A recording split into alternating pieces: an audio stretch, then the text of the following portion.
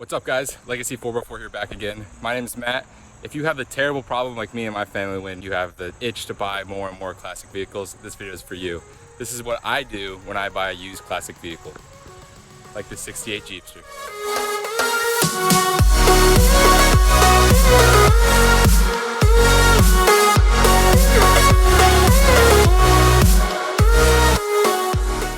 Alright, so here's a little overview on this particular 68 Jeepster. My father has a bad problem with, liking classic cars. Kind of runs in the family a little bit.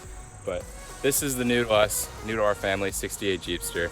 So you'll know already, or if you haven't seen it already, my brother is working on a 67 Jeepster that I had a while ago and sold him, and it's turning into his little buggy truggy thing. I don't even know what it's turning into at this point, but he has a 67 Jeepster. But here's a 68 Jeepster. Somewhat restored. It's about the same restoration level as our 83 CJ7, not quite there, but somewhat restored. It's got a lot of good bones to it. I'm not going to go through and talk like overview of this thing for, in detail in this video. But what I will tell you that it's got a small block Chevy 350 because, everything we own has small block Chevys in it because why not? Turbo 400, Dana 60 rear. What this video is going to be about is going over what I like to do, or what you should really do when you get a new car, so you can start on a fresh page. You can have a fresh, turn. You have peace of mind on what's been done to it, and you're not just blind trusting who you bought the car from. So pretty much what I'm gonna do is just fresh fluids, fresh filters, fresh gaskets. Double check some wiring, new spark plugs, check the distributor, tune the carb, and time the engine. It is a lot, but when you break it down to each separate little project, it's really not bad at all. Also, I'm at my dad's in Washington, D.C., so I'm not in my tent and I'm not at my brother's driveway. I'm in a park. So don't judge if I'm working off one tool chest, so it is what it is. Let's just get right into it. First things first, let's just change and check the oil that's in this Chevy 350. Oil's coming out. Looks clear enough. Someone was running synthetic. A little hot from just driving it, but a little steamy, but looks good. All right, just got done changing the oil. You just fill it up through the valve covers, let it sink down, check the dipstick. It's actually funny, for the first time in my life, a small block Chevy has actually taken 5 quarts in oil, has been perfectly level. So oil's done. What I want to do next, I think, is going to be air filter, because I'm staring right at it. We're going to do the air filter next. I take it back. I bought the wrong air filter.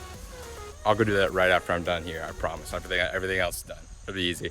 Next, I'm gonna do a transmission flush. A little more complicated. This Turbo 400 transmission pan actually has a drain plug, so it makes it a little easier. You don't just dump it everywhere. But I'm gonna get under there, drain the transmission fluid, get the new filter prepped, put that back in, fill that back up, and that's the next step. All right, here's what I was talking about with the transmission drain plug. So this is a Turbo 400 automatic transmission. If you get aftermarket pans, most of them come with some sort of drain plug. That way you don't have to, just try and pop the bolts on the side and hope for the best. I mean, the pan's still coming off, new gasket, new filter, but the drain plug lets you drain it much easier than just, pulling off one side.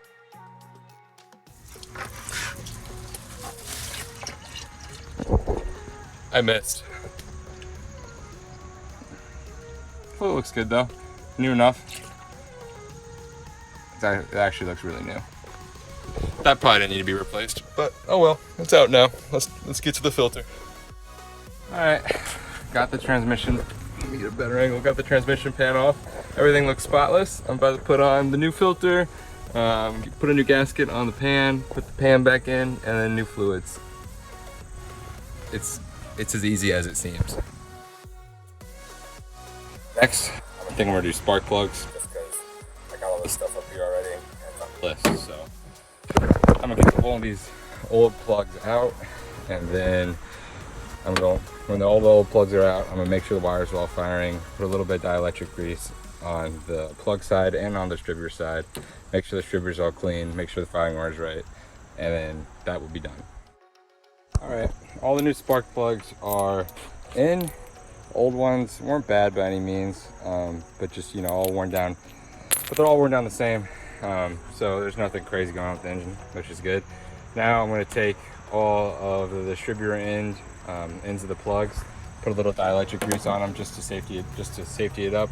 It's already got a high intensity distributor, so like There's no cooler or anything. It's all built in one. So I'm just gonna grease up those ends of the plugs and I should be good to go in terms of electronics and firing. All right, everything's greased up. Everything's in the right firing order. All the plugs and wires should be good. Brand new plugs, but the wires should be good. While I'm in the engine bay, before I check timing or tune the carb or anything else, I'm just gonna finish up on some fluids. So let's power steering, let's see what we got. And it would be low. Let me see if it'll focus, there you go. Put a little more power steering fluid in there. That would probably help it when it's, you know, not being turned properly and idling. So I know I need to put a little more power steering fluid. I'm not gonna flush it, I'm just gonna put more. It's hydraulic fluid, can't go that bad, you know? Brake fluid, give that a shot. See what we got. And not to leave it open too long, but there's plenty of fluid left in the reservoir for the brakes. So we're gonna keep with that. Get this back on top, there we go. So plenty of fluid for the brakes. You know, next time I bleed the brakes, that'll probably get topped off, but for now, we're good on brake fluid. All right, new transmissions fluid is in, that little guy in the back. Besides what I already spilled, not leaking anywhere, so pan's doing good. Oil's been changed. Transmission fluid's been changed. Power steering's been topped off, brakes been checked. So we're good on all those fluids. The last two fluids I want to change are going to be the gear oil and the transfer case in both axles. It's pretty easy to do. I'm just going to go take the bolts off, drain the oil out, and you guessed it, put more oil back in. It's crazy hard shit, but yeah, I'm going to do that. I've reached a dilemma. I forgot that I used one of my gasket makers to seal the transmission pan with that rubber seal to make it actually have a good seal. So I don't have enough RTV to make a good seal on the axles and transfer case. I could do the transfer case, I guess. But on the axle, I don't have enough RTV. So what that means is I'm going to call it a day, I think, and run back home, let the dogs out. Tomorrow morning, hit it again. This time, just take it to advanced. Get everything I need at advanced, just do the rest in the advanced auto stuff. Advanced auto parts, parking lot. All right, what's up guys? New day. In the parking garage this time because it's, you know, pouring outside because I love Virginia so much. But I'm gonna finish up in here, make sure I don't spill anything because it's my dad's complex. I'd rather he not get in trouble for me spilling oil or something on the floor. So make sure I don't spill anything. Finish up in here. But yep, so this is where we're gonna do the rest of the maintenance. I know I do it in the weirdest spots. I wish I had a place to do it at, but it's fine. We're gonna get it done. I'm gonna start with gear oil because I have the gasket maker and I just feel like doing that first. Then we're gonna move to flushing out the radiator and transfer case. And then we're just gonna try and button up anything else we can, and then we're gonna call it good enough for just general maintenance. All right, so all the bolts out of the rear axle, or rear diff really. This is a Dana 60, so they're all out. This one's out, it's just getting held in right now by the e-brake. Yep, so I'm gonna take my screwdriver, pry it off, drain the fluid, take the fill plug out, fill it up through there until it reaches that level, put the plug back in. So a lot of times they can be hard to pull off because the RTV sealing it, because there's no gasket, it's just RTV. So also you can tell already that this axle fluid has not been changed and there's been some water in it. I mean, obviously people took this off-road, there's a skid plate on the diff, skid plate on the gas tank, skid plates everywhere, so it was built to be taken off-road. Yeah, it's gonna get some water in it, but those have not been changed in way too long. So good thing they're coming off, but my way that I'm gonna take this one off is I just took this little brake clip off, bent it up, and I can pull on it, and then slowly start to break that RTV seal. So it's a little controlled flow going into my pan until it all comes out.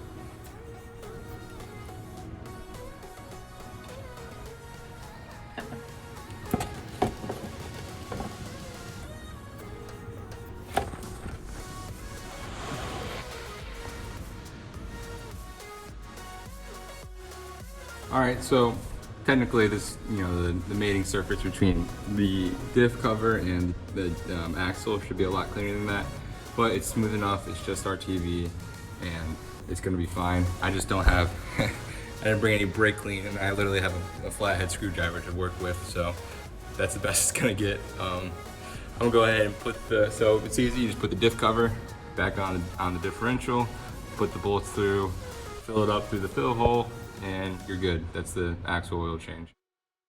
All right, front diff cover's off. Someone had just put brand new oil in there, so thought it was a waste of time, but like I said, most of this is just peace of mind, so reseal it, put new oil again in it. All right, I am about to get ran off by these people, so what I did do, I was trying to rush, I'm sorry. So I was trying to rush, so I didn't record some things, but I flushed the coolant. I just put 5 gallons of distilled water through it until it was somewhat clear, and then I just did half antifreeze and distilled water. I finished the axe figures and I finished the transfer case fluid swap. So I'm good on all my fluids. I'm good on just general maintenance. I'm gonna time the engine real quick before I leave because I think I have like 5 more minutes. So I'm gonna check to make sure the engine's timed. I don't need to tune the car because it has fuel injection. Little did I know, I didn't even know that before I started working on it. Besides the point, I'm gonna time the engine real quick and then we'll get to the next step and what I like to do when I buy a new used classic vehicle. Aha, you may notice we're somewhere new because we're on the last 2 steps really of what to do when you buy a classic car. So these are kind of combined step. The last 2 steps it's combined. So first part, you already did a little bit of work, go enjoy it. You just bought a car, if it runs and drives, run and drive it, try and find its problems, which is the second part of it. Enjoy it, but try and find the problems that are about to arise with it. So like this 68, my dad bought this on like Bring a Trailer or whatever, and it was just like a sight unseen kind of thing, people do that. So, it runs, it drives, it's fuel injected, so it's not gonna have any starting issues as long as everything's, ignition, timing, everything else is set. Oh, speaking of that, I got ran out of the building. I timed it. It was timed perfectly. There's no changes I needed to make to the distributor or anything, so we're good there. But at the same time, like, it was worth checking because now it's peace of mind. Like, hey, everything should be running perfectly in terms of like maintenance and fluids and ignition system. So we should be good. So now it's the second part is enjoy it, but also try and figure out what's wrong with it. As I said, it's turnkey. First of all, I love how this just says starter. That's awesome. That's so vintage. But it's turnkey. It starts right away. The starter, it's a cheapo starter, but it still works. So first thing you can notice, voltage. Like what we're at, barely creeping at 12. That sometimes gets down to 10 when you're sitting in traffic. You see it dropping slowly and slowly. So that could be 2 things. That could be something as easy as, hey, maybe the whole front assembly V-belt drive is not tight enough and it's not causing that pulley to spin with its full torque, I guess, really on the pulley. It's not catching hard enough. But when you're driving, it gets up to 12.5. So or it could be an alternator going out or a low battery because it does have like a dual sport marine car battery. It could be the battery just having high enough voltage. That's just where it runs. It runs at 10.5 to 11. But that's one of the things that I don't have time to do it because, like I said, I'm at my dad's, I'm on vacation. I'm not going to spend all of my vacation playing with the 68 because I want to go enjoy it and we want to go out and do things. So that's one of the things that I'm going to put on a list for him to hey, look into this in the future, maybe figure it out. Other than that, it's got the same small box Chevy low oil pressure idle. That'll get down to about 9 to 10 PSI because it's an older 350 from the 70s. So that gets down to about 9 or 10 PSI when you're in drive on the brakes. It's just because, it doesn't flop up enough oil. Temperature's good, it's got an electric fan set, that's good.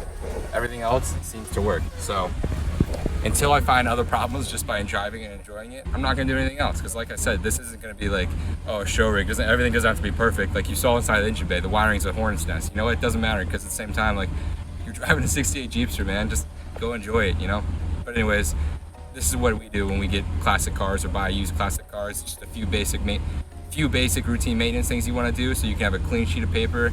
That way you're good to keep going and you're good to enjoy it with peace of mind. Like, hey, I just did this. This can't be a problem. So if a problem does arise, you can start to narrow it down just in your head because you've already done and gone through and looked at the big problem areas. But I'm gonna get to enjoying this. It's about to rain as always because Virginia. Anyways, guys, thanks for watching.